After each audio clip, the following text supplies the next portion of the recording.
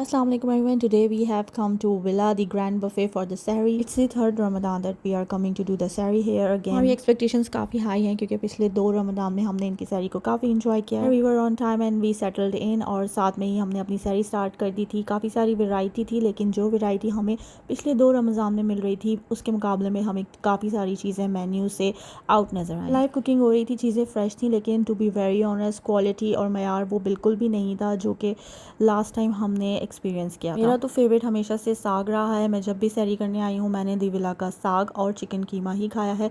इस बार even I felt like it was so unhygienic also because मेरे chicken keema के अंदर से मुझे कंकर भी मिला. It was also felt like that it was over book this time because KFC employees were also there and so many people, so much crowd and things were not properly filling up on. बहुत ज़्यादा rush होने की वजह से हम लोग बहुत ज़्यादा ओवर क्राउडेड फील कर रहे थे. सफोकेशन फील हो रही थी क्योंकि वहीं पे कुकिंग हो रही थी, वहीं पे सिटिंग थी. Quality was feeling really downgraded because they had the pressure to fill up the things quickly और उस चक्कर के अंदर क्वालिटी बिल्कुल भी फील नहीं हो रही थी. Everything was runny like gravy items were running.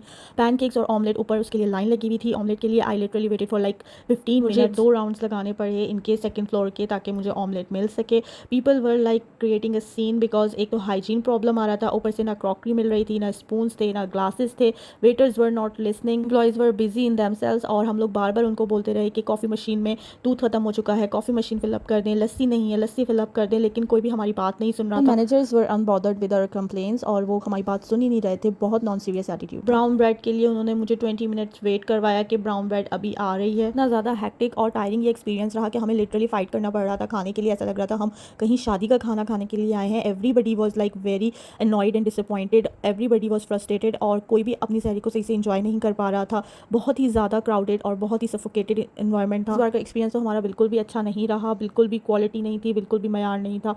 खाना भी उस तरह से आइटम्स जो थे वो बहुत कम फील हुए. यहाँ मैं कार्डिमम टी लेने गई हूँ तो इनके पास मशीन में दूध नहीं था, वो फिर दूध लेने चले गए. लस्सी जो है वो बिल्कुल एंड हो चुकी है, ग्लास अवेलेबल नहीं है. तो बहुत आप सब लोगों को यही कहना चाहूँगी, if you are planning to go the Villa Grand buffet for सहरी और इफ्तार तो काइंडली प्लीज़ आप अपने पैसे बचाएं और वहाँ पर मत जाएं बिकॉज आप इंजॉय करने के बजाय उल्टा बहुत ज़्यादा स्ट्रेसफुल होकर आएंगे और आप यही बोलेंगे कि मैंने अपने पैसे यहाँ पे क्यों बर्बाद किए. बेटर कि आप किसी आला कार्टे में चले जाएं और वही अमाउंट के अंदर आप एक अच्छी सी सहरी. इस बार की सहरी का हाल देखकर तो हम बहुत ही ज़्यादा डिसअपॉइंट हुए हैं और हमें समझ आ गया है कि अब नेक्स्ट टाइम के लिए हमने दी विला को बिल्कुल भी विजिट नहीं करना है.